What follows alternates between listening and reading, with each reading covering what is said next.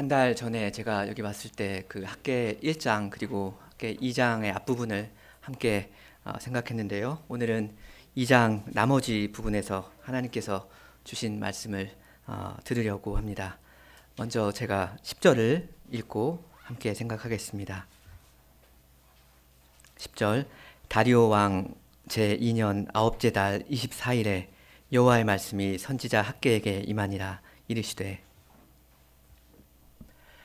학계에서는 날짜가 좀 많이 나오는 책으로 유명한데요. 여기 10절에서도 날짜가 나오네요. 다리오 왕 제2년 9월 24일입니다. 9월 24일. 근데 9월 24일 이게 어떤 특별한 절기 날짜도 아닌데, 그런데도 이 날짜가 이 학계서에서 3번이나 나옵니다.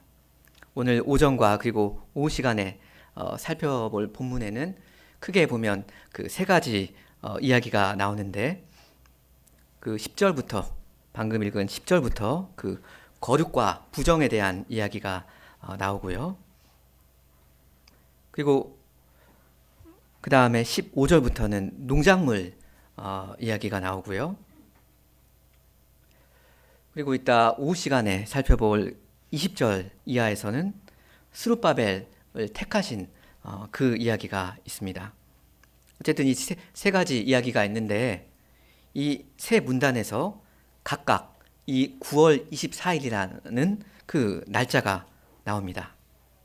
10절에 방금 읽은 10절에 9월 24일 있었죠. 그리고 그 다음 18절 중간에 있고, 그 다음에 20절 그달 24일이니까 9월 24일이죠. 이렇게 3번 이 똑같은 날짜가 나옵니다. 왜 이 날짜가 이렇게 중요할까요? 그리고 그 3가지 이야기의 공통점은 무엇이겠습니까? 오늘 오전과 오후에 이 말씀을 함께 들으면서 그 답을 한번 찾아보시면 좋겠습니다. 11절을 제가 읽습니다. 만군의 여호와가 말하노니 너는 제사장에게 율법에 대하여 물어 이르기를, 여호와께서 학계 선지자한테 그 작은 일을 하나 시키시죠. 그 제사장한테 가서 뭘 하나 좀 물어봐라 하십니다. 제사장한테 자문을 구하는 거, 뭘 물어보는 거, 이건 뭐 사실 그렇게 대단한 일은 아니었습니다. 왜냐하면 원래 제사장들이 하는 일 중에 하나가 선생으로서 그 율법을 해석하고 가르치는 그런 일이거든요. 물론 이번에는 하나님의 선지자가 자기한테 뭘 물어본다 하니까 이 제사장이 조금 더 평소보다는 긴장을 했을 것 같습니다. 여하튼 하나님께서 뭘 모르셔가지고 몰라서 물어보시는 건 아니겠죠. 오히려 자기 백성한테 뭔가 교훈을 주시려고 지금 물어보라 하시는 겁니다. 12절 사람이 옷자락에 거룩한 고기를 쌌는데 그 옷자락이 만일 떡에나 국에나 포도주에나 기름에나 다른 음식물에 닿았으면 그것이 성물이 되겠느냐 하라. 학계가 물음에 제사장들이 대답하여 이르되 아니니라 하는지라.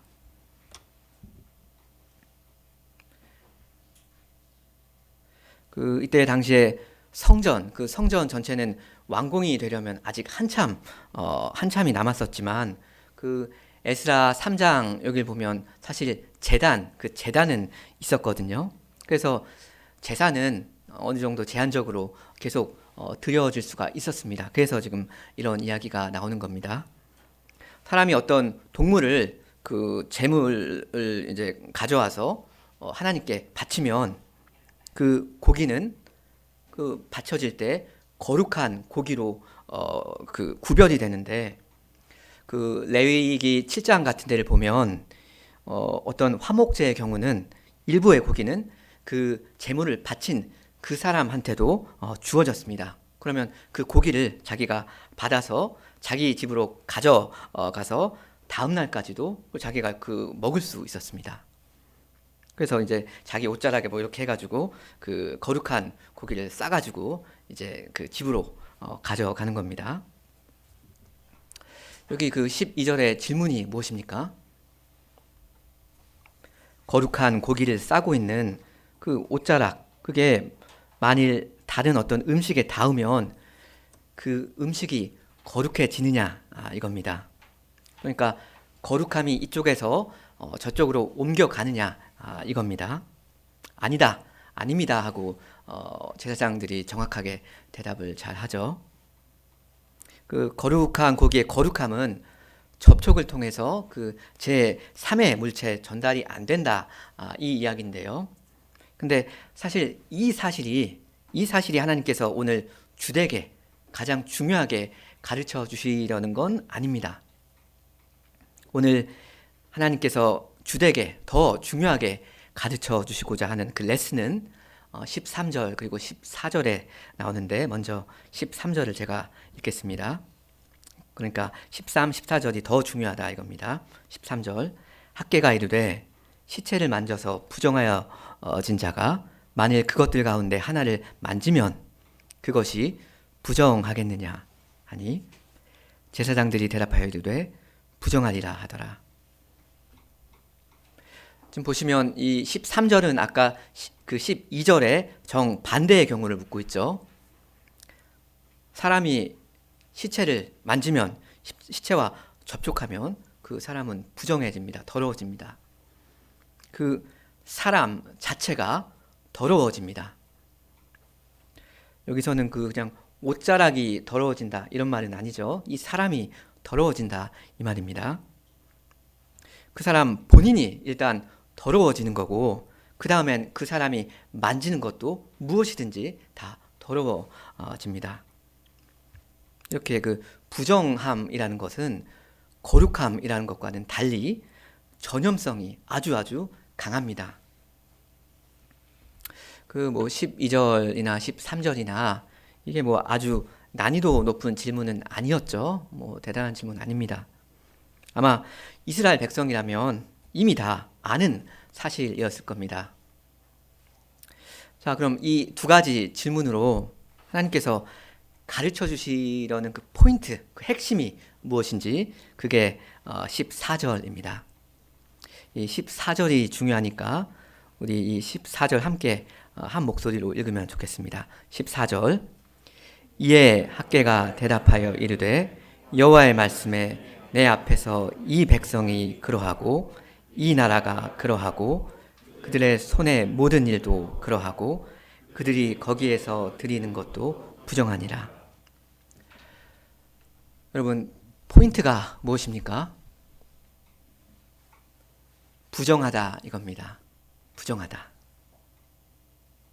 이 백성 본인과 그리고 이 사람들이 하는 모든 일과 이 사람들이 바치는 모든 재물이 부정하다. 하나님 보시기에 더럽다 이겁니다. 근데 왜 부정하다 합니까?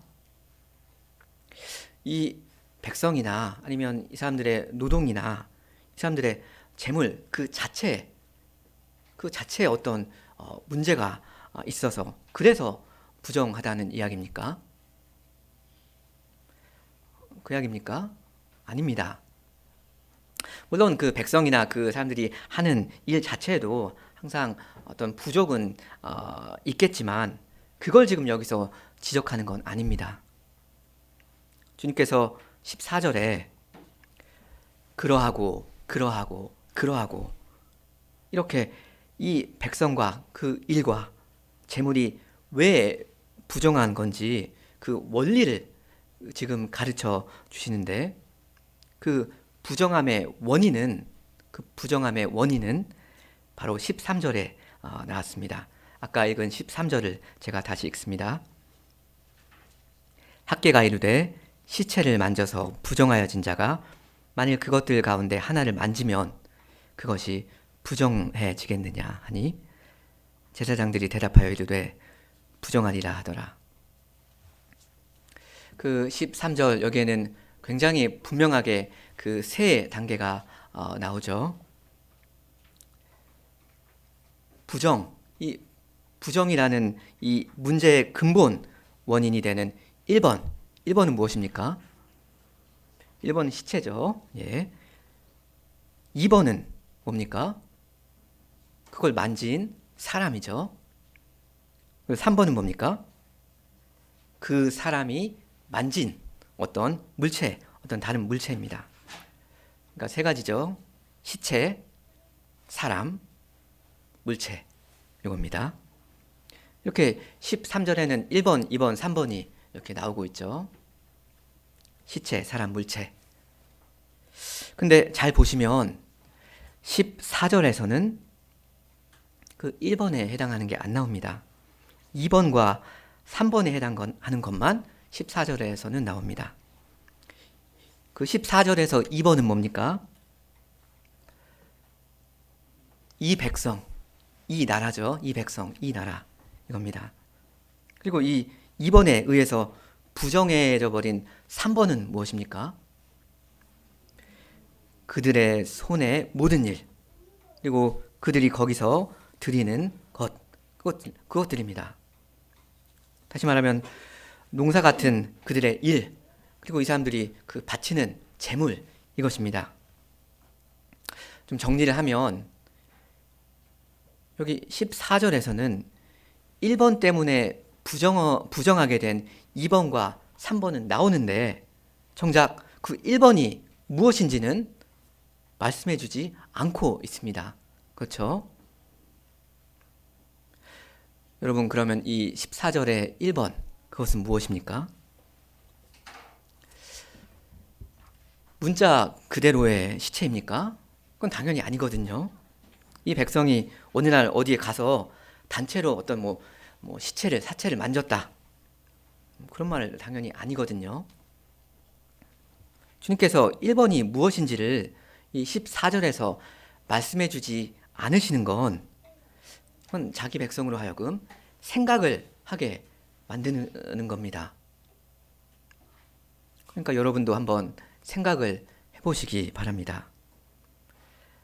하나님의 백성과 그리고 이 사람들이 하는 모든 일을 더럽게 부정하게 만들고 있는 이것이 무엇이겠습니까?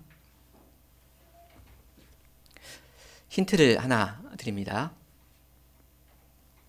우리 그 개역 성경 그 13절 번역은 아주 정확한데요. 근데 조금 더 굳이 엄격하게 따지자면 그 히브리 말로는 그 13절에 시체를 만져서 부정해졌다 하는 말은 없습니다.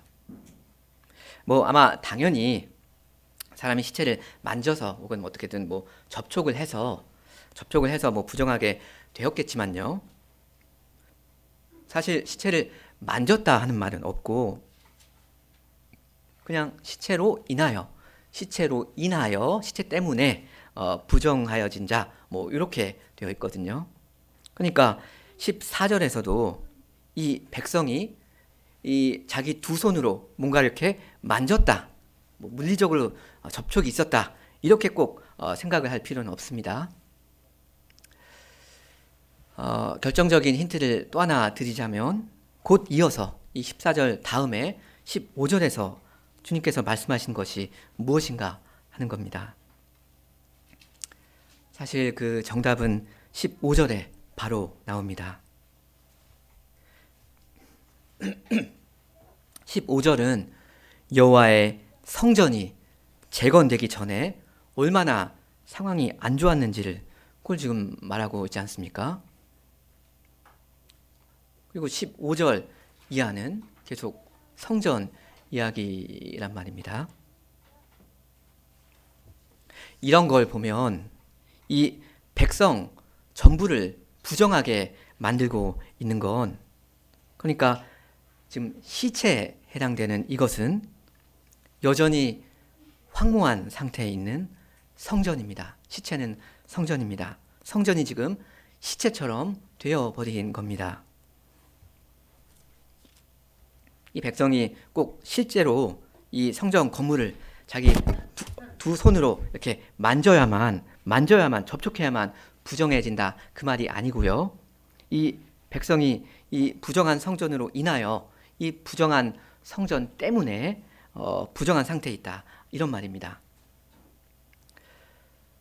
성전, 가장 거룩해야 하는 이 하나님의 집, 성전이 여전히 불타버린 그런 상태에 있기 때문에 이 백성과 이 사람들이 나름대로 열심히 하고 있는 모든 일들이 다 하나님 앞에선 더럽다, 부정하게 되었다 하는 겁니다. 그럼 여러분, 이 백성 어떻게 하면 좋습니까?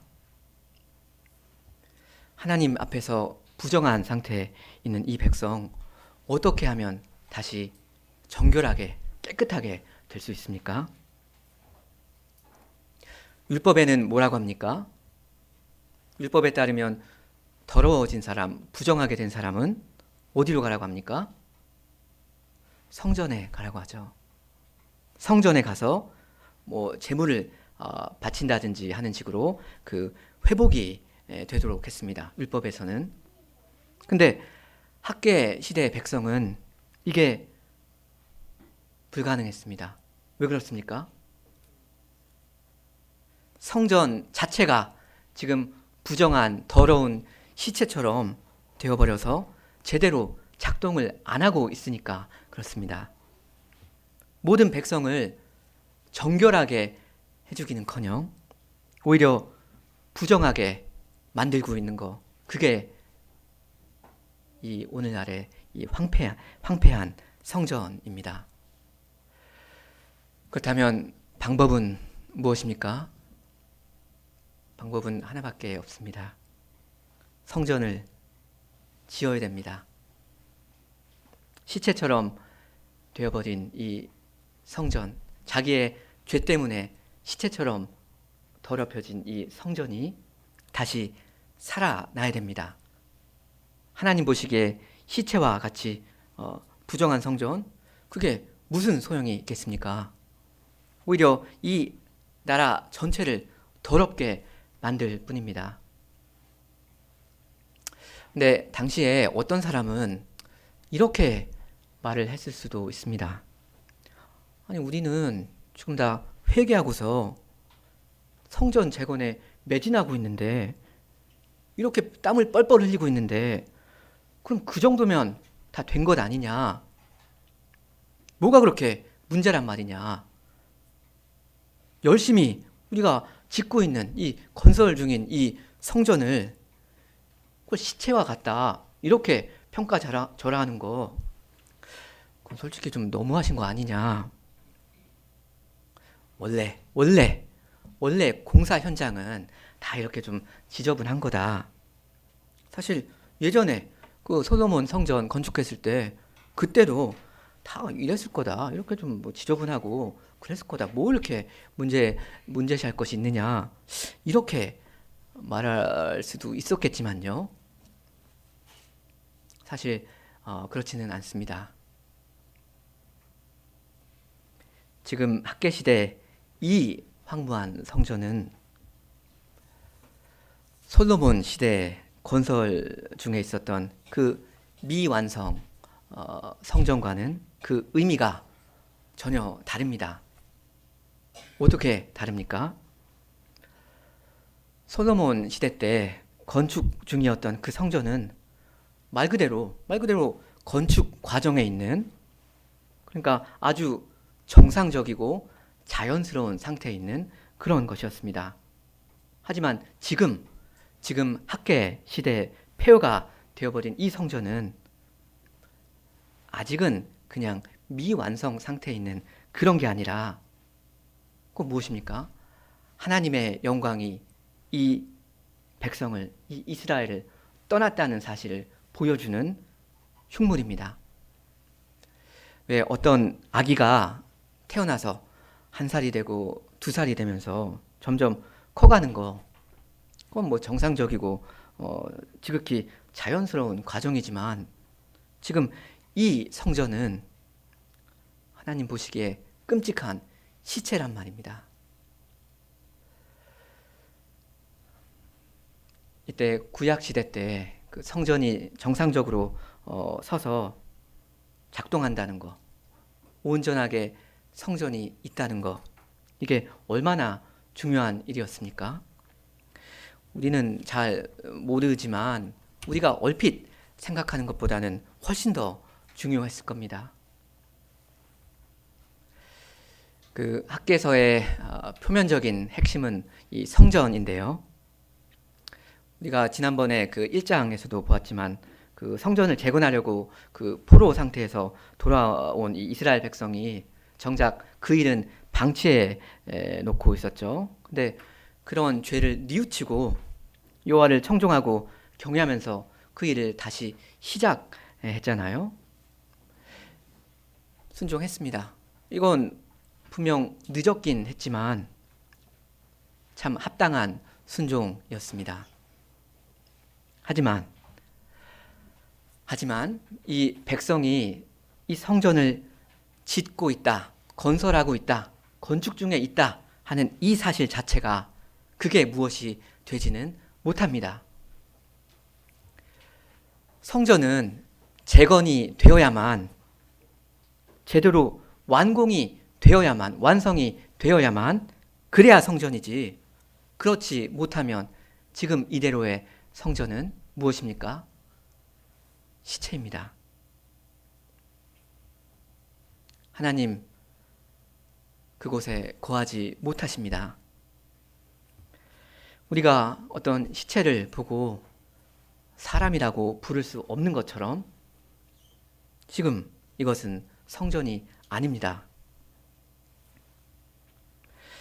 여러분, 그 성전이라는 게 어떤 옵션 같은 그런 존재이겠습니까? 하나님의 백성 어떤 사람들입니까? 하나님의 백성은 이 성전에 모든 소망을 둬야 하는 사람들입니다. 하나님을 사모하는 구약 백성은 하나님의 성전을 사모했습니다. 하나님의 백성은 오직 이 성전을 바라보고 의지해야 됐습니다. 근데 그러려면 의지하고 바라볼 이 성전이 있어야 될 것 아닙니까? 근데 성전이 이렇게 시체처럼 그런 흉물이 되어서 쓰러져 있다면 어떻게 해야 됩니까?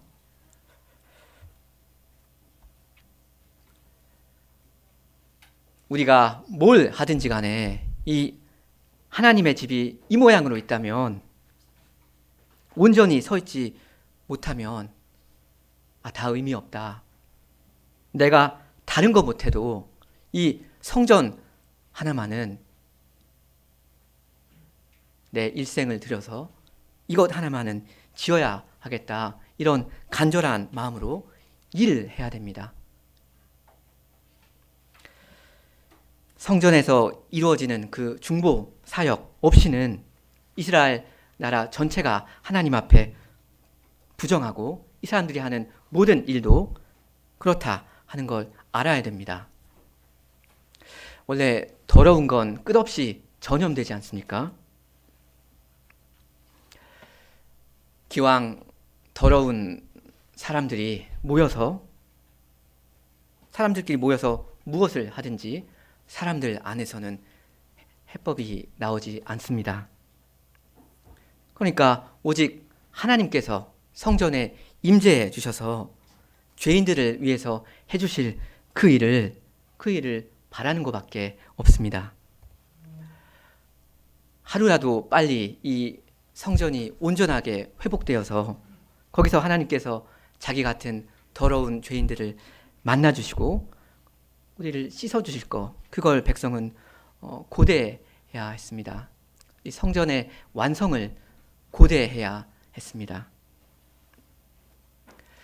이런 그 믿음과 소망이 왜 중요하냐 하면 이 성전은 결국 오실 메시아 예수님을 가리키고 있기 때문입니다. 학개서의 표면적인 핵심은 뭐라고 했습니까? 성전이라고 했죠. 학개서의 표면적인 핵심은 성전이지만 핵심의 핵심, 그 진짜 핵심은 예수 그리스도이십니다. 구약의 백성은 성전을 보고 배움으로써 오실 그리스도를 보고 배웠는데 단지 어떤 정보를 거기서 얻어가는 게 아니라 그분을 믿고 그분이 성취하실 그 구원의 은혜를 실제로 받아 누렸습니다. 이 점에서 학계 시대 백성은 지금 자기들이 성전 재건에 순종하고 힘쓰고 있다는 그 사실 자체가, 이 노력 자체가 자기에게 어떤 혜택을 가져다 주는 건 아니다 하는 이 사실을 배워야 했습니다. 오직 성전이, 오직 장차 완공되어서 하나님의 그 은혜로 운용될 그 성전 자체가, 아니 결국은 이 성전이 가리키는 그 메시아 그분께서 자기를 구원해 줄 거다 하는 이걸 믿어야 됐습니다.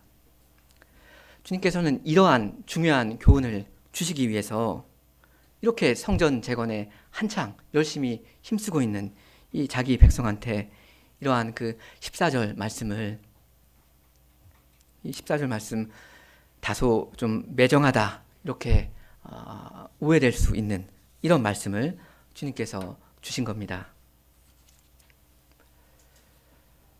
이렇게 14절까지는 이 성전이 아직은 시체 같은 그런 더러운 상태에 있다는 그 사실을 좀 부정적으로 강조하신다면요, 이제 15절부터 19절까지에서는 이 성전이 이제 살아나기 시작했다, 드디어 성전의 터가 오늘 놓였다 하는 이 긍정적인 점을 이제 강조하십니다. 14절까지는 성전이 시체 같다는 부정적인 사실을 이야기하시고 15절부터는 성전이 이제 살아날 거다 하는 이 좋은 점을 강조하십니다. 다만 그 밝은 미래를 말씀하시기 위한 배경으로서 먼저 좀 어두운 과거를 말씀하시는데 그게 15절입니다. 제가 15절부터 읽습니다. 이제 원하건대 너희는 오늘부터 이 전 곧 여호와의 전에 돌이 돌 위에 놓이지 아니하였던 때를 기억하라. 15절부터 학계는 백성에게 직접 말씀합니다. 이제 원하건대 너희는 오늘부터 어떠한 때를 기억해라 이렇게 명하는데, 과거의 어떤 때를, 그때를 잊지 말고 오늘도 기억하고 내일도 기억하고 다음 주도 기억하고 평생 잊지 말아라 하는 겁니다. 그런데 어떤 때입니까? 여기 나오죠.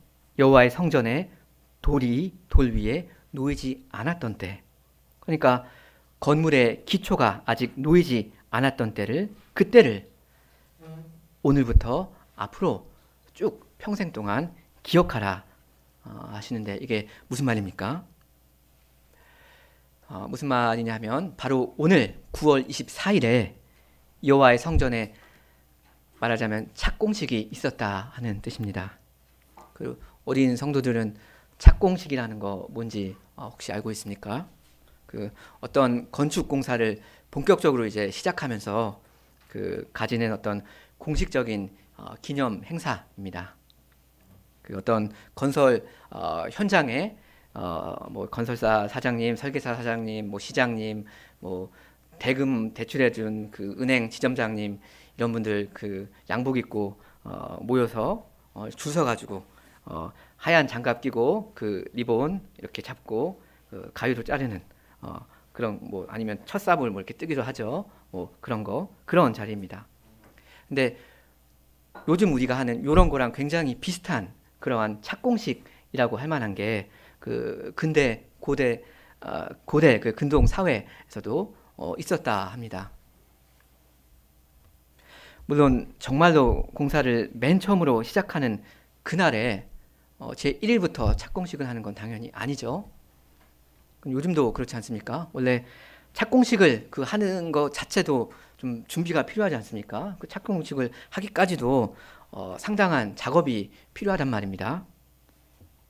이 학계 때 백성의 경우에는 그게 딱 3개월이 걸렸습니다. 그 1장 15절, 그 1장 15절을 보시면 이 성전 재건 작업을 최초로 다시 시작한 게 언제였냐면 6월 24일이었습니다. 6월 24일. 근데 오늘 착공식은 몇 월 며칠이죠? 9월 24일입니다. 그러니까 6월에서 9월이니까 딱 3개월이 걸렸네요. 이 착공식 이제 준비할 때까지. 혹시는 뭐 이 3개월이라는 이 날짜를 기념해서 착공식을 가진 게 아닌가 싶기도 한데요. 어쨌든 백성이 이렇게 오늘 한 자리에 모여서 이렇게 착공식을 가졌는데, 이 착공식은 이들이 이 일을, 이 과업을 끝까지 해내겠다는 의지의 표현이 거기에 담겨 있습니다. 이 백성의 각오가 이 착공식 안에 담겨 있습니다. 뭐 어떤 큰 공사를 하려면, 그것도 이 상황이 녹록지 않은 이런 열악한 가운데 어떤 큰 일을 하려면 많은 어려움이 따르기 마련인데, 그걸 우리가 다 알고 있지만 어찌하든지 우리는 끝까지 하나가 되어서 밀고 나가겠다, 이겁니다. 이 이스라엘 백성이 오늘 9월 24일에 이런 착공식을 했는데, 이 날을 우리 하나님께서는 굉장히 중요하게, 귀하게 보십니다. 그래서 이 날짜가 3번 언급됩니다. 이 날 9월 24일이 결정적인 날입니다. 이 날이 이 학개서에서 가장 중요한 날입니다. 왜 그렇습니까? 왜냐하면 오늘부터는 이 성전이 정말로 완공이 될 거구나.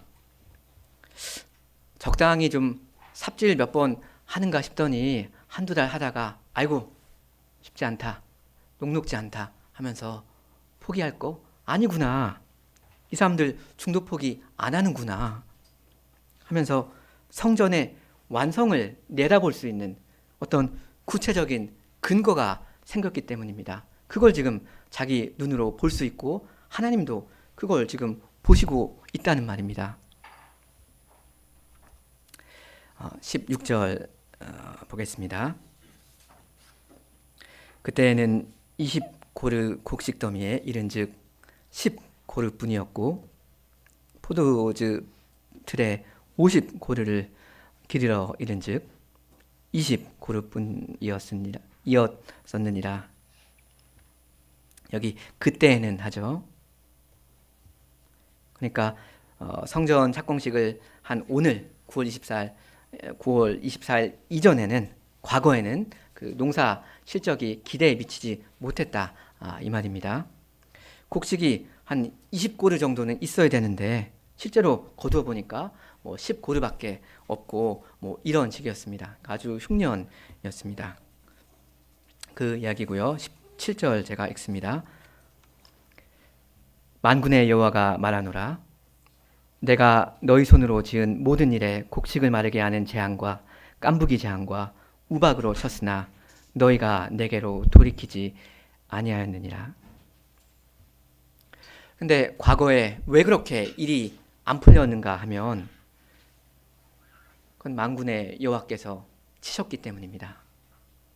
여기 17절을 조금만 더 직역을 하면 이렇게 됩니다. 만군의 여호와가 말하노라. 내가 너희를 그리고 너희 손으로 지은 모든 일을 폭풍과 곰팡과 우박으로 쳤다, 이렇게 되어 있습니다. 그러니까 너희 손으로 하는 그 농작물을 내가 재앙으로 치기 전에, 그 이전에 너희를 내가 쳤다 하시는 겁니다. 하나님께서 아버지로서 말 안 듣는 이 자식을 회초리로 치셨다, 이겁니다. 때리신 겁니다. 아들아, 내 포도원에 가서 일하거라, 오늘 가서 일하거라, 이렇게 명하시는데, 그런데도 가고 있지 않은, 끈질기게 안 가는 이 아들한테 정신 차리라고 하나님께서 매질을 하신 겁니다. 근데 이 아들은 그 아버지께로 돌이키는 대신에 자기 일에만 바빴죠. 아버지의 포도원에서 일 안 하고 자기의 포도원만 가꾸었습니다. 16년 동안 그랬습니다. 아버지께로 가지 않고 여기 16절 말씀처럼 자기 곡식 챙기러 갔고 자기 포도즙 틀에 갔습니다. 하나님의 백성이 이랬습니다. 포로 상태에서 회복되어 약속의 땅에 자기 발로 돌아온 이 하나님의 백성, 이 사람들이 이랬습니다. 말하자면 가장 경건하고 엘리트인 신자들이었는데 이 사람들마저 이랬습니다. 근데 여기서 너희가 내게로 돌이키지 않았다. 이게 지금 여기에 포인트는 아니고요. 왜냐하면 이 사람들은 주님께 돌이키고 이 일을 시작한 사람들이지 않습니까? 순종하고 있습니다. 그러니까 돌이키지 않았다. 이게 지금 포인트가 아니고 이제 18절부터를 보겠습니다. 제가 18절을 읽습니다. 너희는 오늘 이 전을 기억하라. 아홉째 달 9월 24일 곧 여호와의 성전 지대를 쌓던 날부터 기억하여 보라. 여기 18절은 아까 15절과 좀 비슷하죠. 15절이랑 비슷한데 조금은 다릅니다. 사실 많이 다릅니다. 오늘 9월 24일부터 앞으로 잊지 말고 쭉 기억하고 생각해라. 내일이 돼도 기억하고 내년이 돼도 기억하고 일평생 계속 잊지 말아라 하는 요 말은 같은데 뭘 기억하라 하는 요 내용이 전혀 다릅니다. 아까 15절에서는 뭘 기억하라고 하셨습니까? 과거 이야기였죠. 오늘 이 성전 착공식 예전에 과거에 그때 너의 삶이 얼마나 괴로웠는지 얼마나 피폐했는지 그걸 너희가 앞으로 살면서 절대 잊지 말아라 하셨었죠. 그럼 여기 지금 18절에서는 뭘 기억하라 하십니까? 여기 사실 그 18절의 번역을 조금 중요하게 수정할 필요가 있습니다. 여기 18절에 너희는 오늘 이전을 기억하라, 예전을 기억하라 이 말을 너희는 오늘부터 앞날을 기억하라 이렇게 좀 고쳐야 하겠습니다. 너희는 오늘부터 앞날을 그러니까 미래를 기억하라 이렇게 좀 고치면 좋겠습니다. 너희는 오늘부터 앞날을 기억하거라. 그러니까 오늘부터 과거를 기억하라, 되돌아보라 이 말이 아니라 정반대로 오늘부터 미래를 기억하라. 앞으로 있을 미래를 일평생 잊지 말아라 하는 말로 수정을 좀 하자는 겁니다. 그러니까 아까 그 15절에서는 오늘부터 이전, 그러니까 과거가 어땠었는지를 기억하라 하셨고요. 이제 여기 18절에서는 오늘 이후의 미래가 어떨 것인지 그걸 너희가 앞으로 죽을 때까지 기억하라 하시는 겁니다. 무슨 말입니까? 한마디로 오늘 이 중요한 날 9월 24일 성전 착공식을 기준으로 해서 이 과거와 미래를 둘 다 항상 기억하고 있어라 하는 겁니다. 이 중요한 날, 오늘 이 9월 24일 이 성전 착공식 이전의 나날들과 그 이후에 너희의 나날들이 어떻게 다른지 그 대조를 너희가 잘 기억하고 있어라 하는 겁니다. 그렇다면 오늘 이후의 일들, 이 사람들의 미래가 어떻게 될 것인지 그게 이제 이 19절의 내용인데 19절 중요하니까 우리 함께 읽으면 좋겠습니다. 19절 곡식 종자가 아직도 창고에 있느냐? 포도나무, 무화과나무, 석류나무, 감람나무의 열매가 맺지 못하였느니라. 그러나 오늘부터는 내가 너희에게 복을 주리라.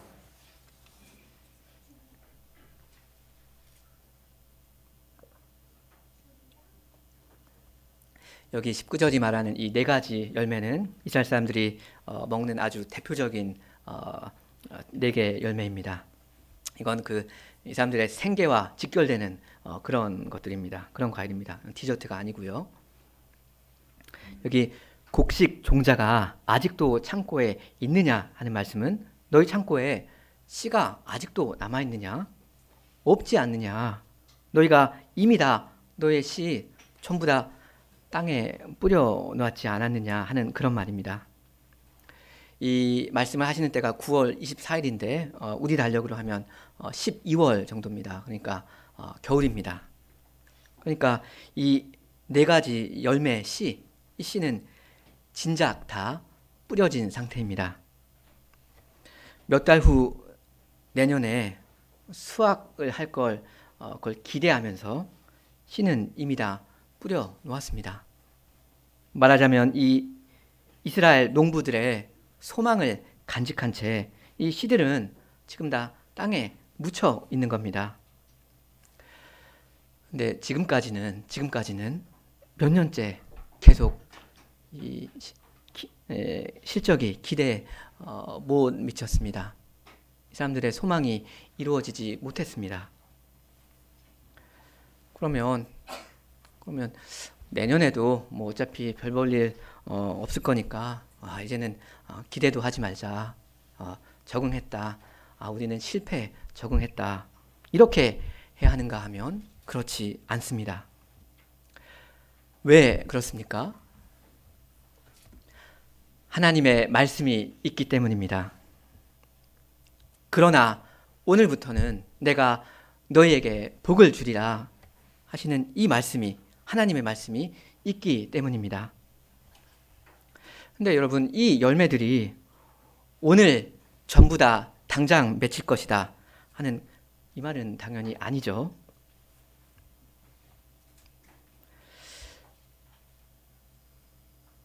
수확의 때가 올 것인데 그때 그 수확 얼마나 풍성할지 기대해도 좋다, 그 말입니다. 오늘 다 맺힐 거다 아닙니다. 그럴지라도 이 말씀이 있기에 이스라엘 백성은 소망을 가질 수 있고 소망을 가져야 됩니다. 이미 모든 씨는 다 뿌려져 있는 이때에 사실 농부로서는 딱히 뭘 더 이상 할 수 있는 게 없는 이때에 내년 수확이 어떻게 될지 나로서는 알 수가 없는 이때에 당장 내일 모레 무언가가 보이지 않더라도, 당장 뭐가 안 보이더라도 이스라엘 백성은 절망이 아니라 소망으로 기다려도 좋습니다. 소망으로 기다려야 합니다. 인내하면서 기다리되 소망을 품고 기다려야 됩니다. 왜냐하면 한때 과거에 자기 백성을 치셨던 이 하나님 아버지께서 그러나 오늘부터는 내가 너희에게 복을 주리라 이렇게 약속하시기 때문입니다. 근데 여러분, 여기 약간 좀 이상한 게 있지 않습니까? 성전이 아직 다 재건된 거 아닌데 아직 한창 남았는데 여전히 사실 시체와 같은 그런 모습인데, 근데 왜 오늘부터 복을 주신다 합니까? 왜 여전히 부정한 상태에 있는 이 백성한테 오늘부터 벌써 복을 주신다 합니까? 그건 바로 오늘 있었던 이 성전 착공식 때문입니다. 우리 하나님께서는 오늘 이 성전 착공식을 보셨습니다.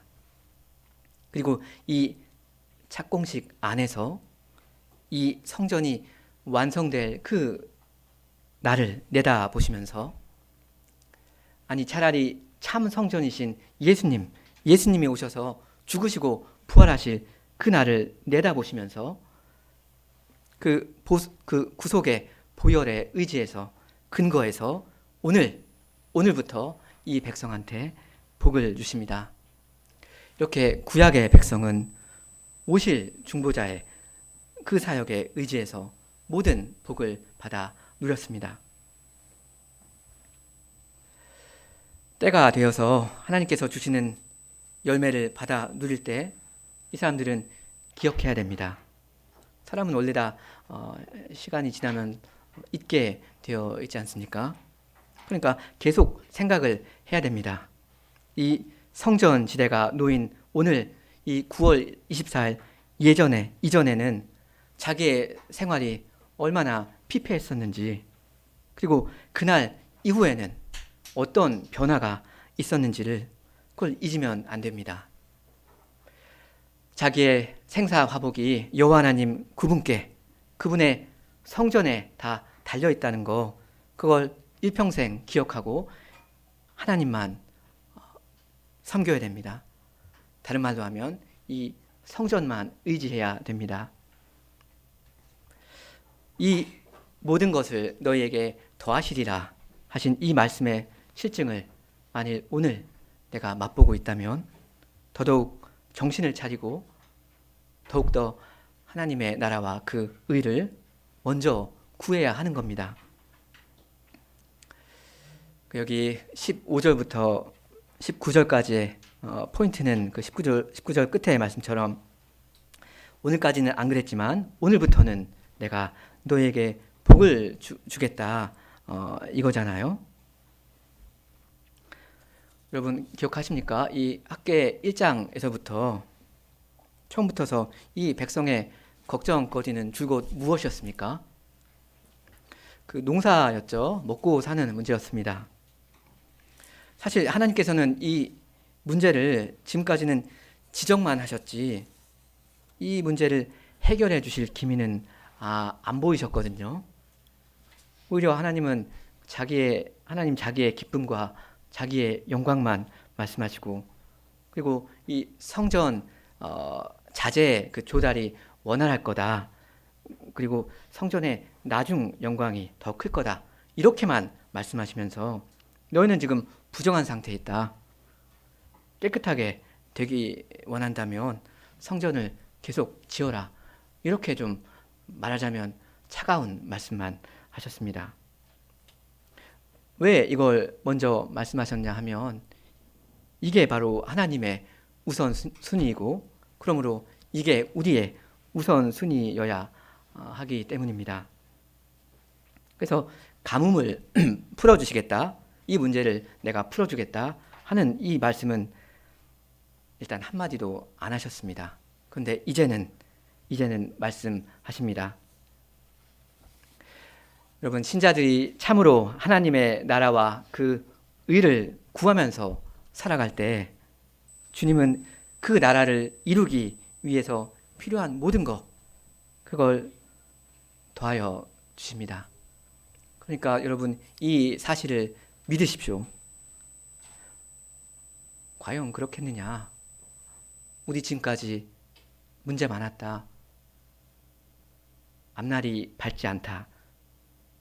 과연 그렇겠느냐? 의심하지 마시고 아주 단순하게 주님을 바라보면서 주님의 말씀을 믿고 주님께 은혜를 구하시기 바랍니다. 그리고 우리의 참 성전 예수님의 육체가 한때 허물어졌지만 시체로 남아있지 않고 3일 만에 다시 세워져서 영원히 살아계시다는 거, 여러분 이거 믿으시기 바랍니다. 그리스도 안에서 여러분이 날마다 정결케 되고 하나님이 받으심직한 제사가 되어간다는 거, 이 사실을 여러분 믿으십시오. 믿으신다면 그리스도의 부활을, 그 능력을 믿는 그 믿음으로 그리스도의 몸이요 하나님의 성전인 교회를 여러분 함께 이루어 가십시오. 주께서 여러분들께 이미 진작시켜 놓으신 일들, 그것들 부지런히 하시기 바랍니다.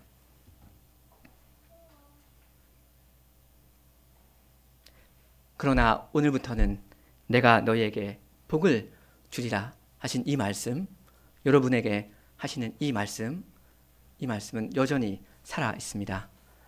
우리 함께 기도하시겠습니다.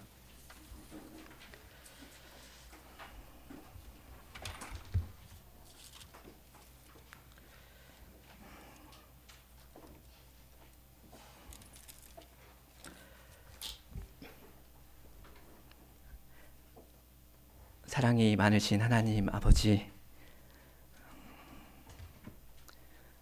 저희가 주 앞에 부정하오며 저희의 하는 모든 일이 그러한 것을 저희가 알고 주님께 고백하옵니다.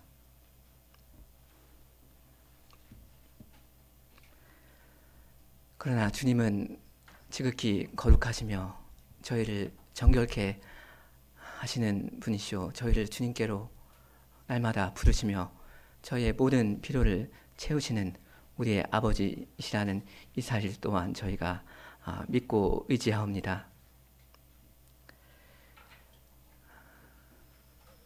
주님, 하나님의 말씀을 믿는 믿음을 저희에게 더욱 주시옵소서. 우리의 과거를 돌이켜 보며 낙심할 것이 아니라 하나님의 약속을 믿고 하나님을 바라보며 살아있는 주님의 백성다운 소망을 가질 수 있도록 하여 주시옵소서. 예수 그리스도의 그 육체가 시체로 남아있지 않고 이제는 영원한 생명을 가지신 영광스러운 몸으로 계신다는 이 사실을 믿는 저희가 하나님 아버지의 전능하신 그 능력과 성령 하나님의 인도를 구하면서 전진할 수 있도록 하여 주시옵소서. 예수님의 이름으로 기도하옵나이다. 아멘.